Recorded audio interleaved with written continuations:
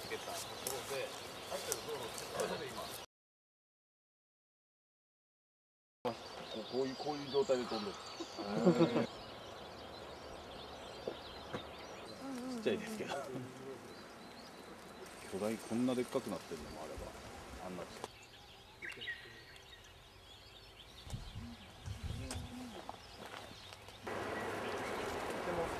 綺麗な可愛い。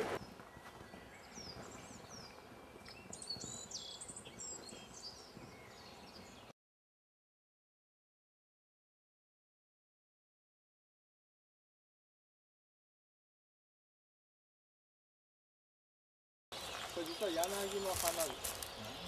はい。これ開く前はね、猫柳じゃなく、なんか、思い浮かべるような白い丸っこい姿してるんですけど、あ、そうですね。咲く前の状態が今ここにあります。はい。これがしばらくすると大きくなって、ああいう感じの花として咲きます。結構綺麗なものですね。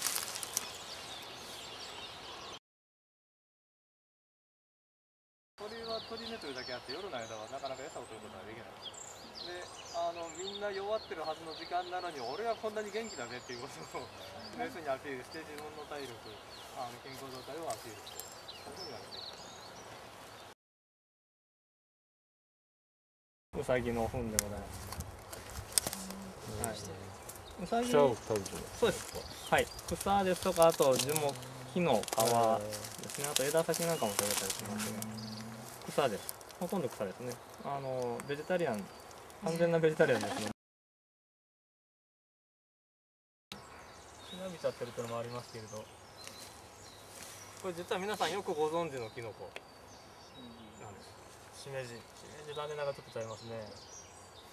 まあ、スーパーで売ってるという点では同じなんですけれども、これ実はね、エノキタケというキノコの野生の姿です。はい。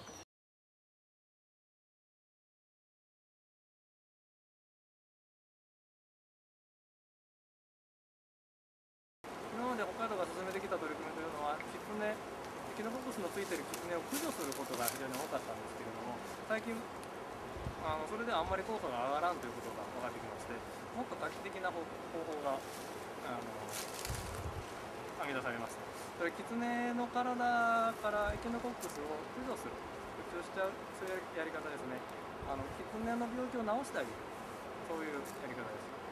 そうすればキツネというものはですね、縄張りを強く持つ生き物ですので、体のきれいになったネズミにネズミじゃない、体のきれいになったキツネにその地域を守ってもらう、そういうことができるわけですね。で、今もこの北海道ですとか、以上のエリアもそういうふうに取り組み進めてるんですが、キツネに虫ブラシを食べさせて、この地域にいるキツネに、エキノコックスからきれいになったこの地域を守る、そういう取り組みをしています。はい、すみません。